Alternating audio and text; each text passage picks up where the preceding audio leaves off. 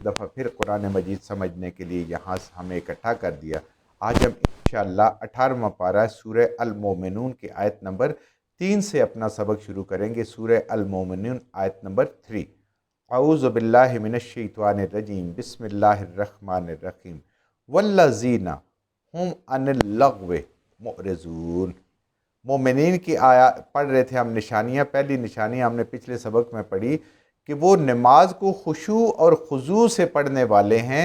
उनका दिल नमाज के अंदर लगता है और तमाम आदाब और रियायत को रख के वो पढ़ते हैं और कोशिश करते हैं कि ज़्यादा से ज़्यादा वक़्त अपने रब के हुज़ूर गुजारें।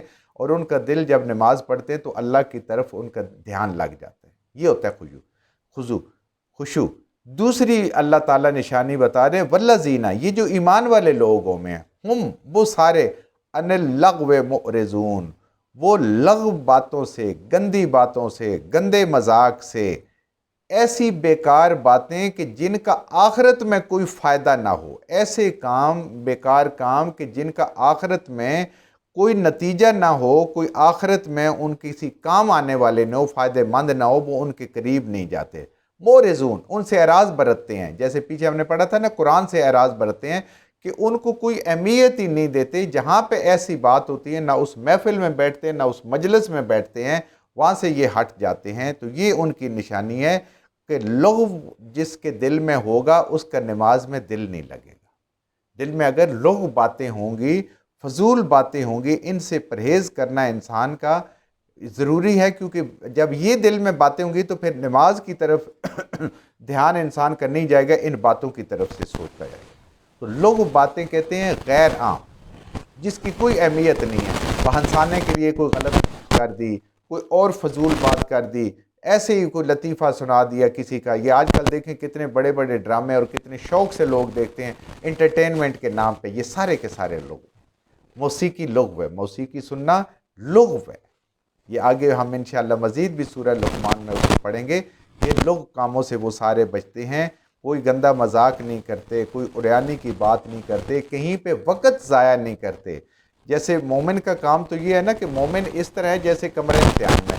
तो कमरे इम्तिहान में देखें कि जो संजीदा तालिब इल्म होता है वो अपना एक सेकंड भी ज़ाया नहीं करता, उसकी पूरी तवज्जो अपना पेपर सॉल्व करने में लगी होती है। वो इधर उधर भी नहीं देखता, उसका किसी तरफ ध्यान भी नहीं करता कि क्या कर रहा है। तो बिल्कुल ऐसी है कि वो मोमिन जो अपना वक़्त एक सेकंड भी ज़ाया नहीं करते, इतना कीमती है अपने रब के याद से, अपने रब के कामों से और अच्छे कामों से उनके पास फुर्सत ही नहीं है कि वो वक्त ज़ाया करें, फजूल मोड़ें। वो बेहुदा बातों से मुंह मोड़ के चले जाते हैं। जहाँ पे कहीं वो चले जाते हैं, कोई ऐसी महफिल होती है, वो उसको छोड़ कर चले जाते हैं। ये अल्लाह पाक दूसरी निशानी बता रहे हैं। और लोग का सबसे आसान काम है कि कोई काम करते हुए, कोई बात करते हुए, सोचते हुए ये सोचें कि मुझे आखिरत में इसका क्या अजर मिलेगा। अगर आखिरत में अजर मिलेगा तो वो बात बिल्कुल सही है। अगर आखिरत में नहीं है, ये दुनिया का एक वक़्त गुजारी है, ठट्ठा है, मजाक है, कोई और बात है, तो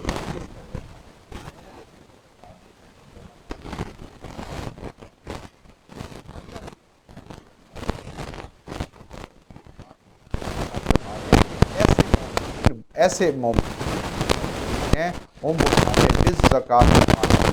अब ये देखें ये सूरत मक्की सूरत है और ज़कात की जो फर्जियत आई है वो मदीना शरीफ में आई है। तो जहाँ ज़कात से मुराद ये है तज़किया। ये मोमिन हर वक्त अपने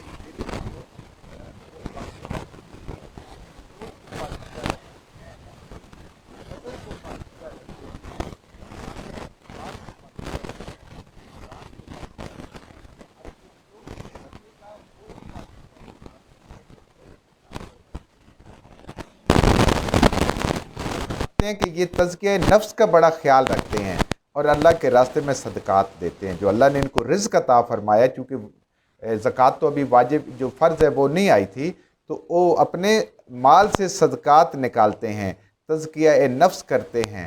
यानी उस माल को ज़रूरतमंदों में ख़र्च करते हैं, अल्लाह का दिया हुआ माल समझ के, और अपने नेक कामों में उसको ख़र्च करते हैं। दीन की तरवीज के लिए, ज़रूरतमंदों के लिए तज़किया नफ्स करते हैं। यानी वो अपने हर काम में, हर अमल में पाकीज़गी का पूरा पूरा ख्याल रखते हैं।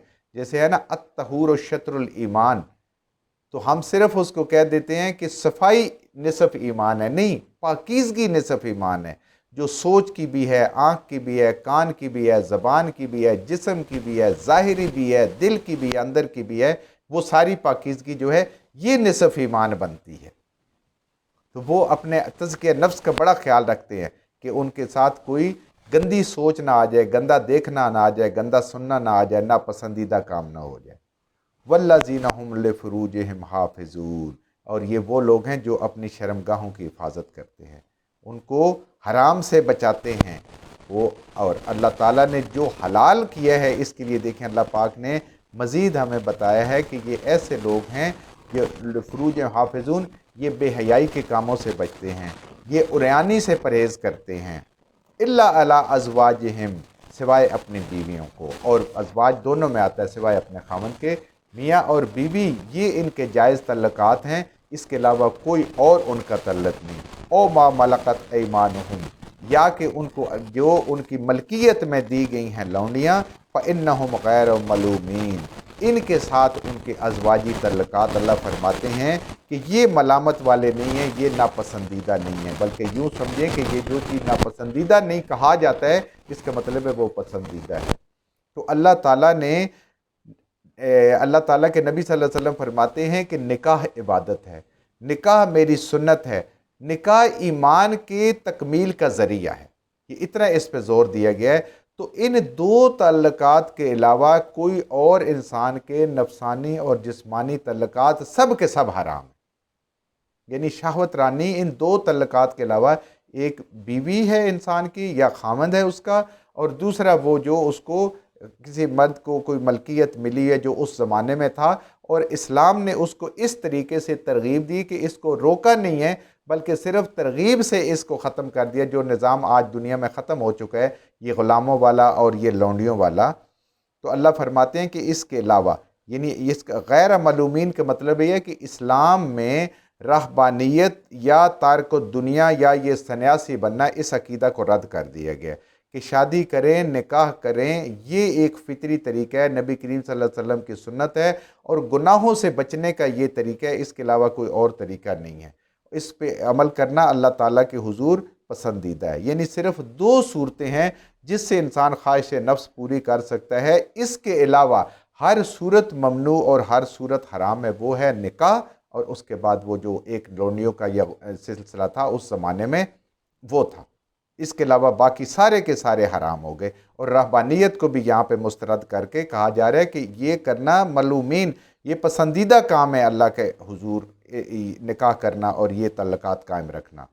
فَمَنِ ابْتَغَىٰ، مزید دیکھیں اس میں کتنی تحقیق ہے، کتنی تاکید ہو رہی ہے۔ فَمَنِ ابْتَغَىٰ، پس جو کوئی چاہے، وَرَاءَ، اس کے علاوہ، یعنی ان دو جو تھے، اور آج اگر ہم بات کریں تو اس ایک طریقہ نکاح کے علاوہ اگر کوئی اور طریقہ اس کے علاوہ کوئی ڈھونڈے، کوئی چاہے، کوئی پسند کرے، کوئی عمل کرے، ذَلِكَ فَأُولَٰئِكَ هُمُ الْعَادُونَ، تو ایسے لوگوں کا مومنین کے ساتھ کوئی تعلق نہیں ہے۔ یہ وہ لوگ ہیں کہ جو اللہ کی حدوں کو توڑنے والے ہیں، اللہ کی شریعت جو نبی لائے ہیں صلی اللہ علیہ وآلہ وسلم، اس کی حدود سے نکلنے والے ہیں۔ یہ وہ لوگ ہیں جو اللہ کی حدوں کو، مقرر کیے کو توڑنے والے ہیں۔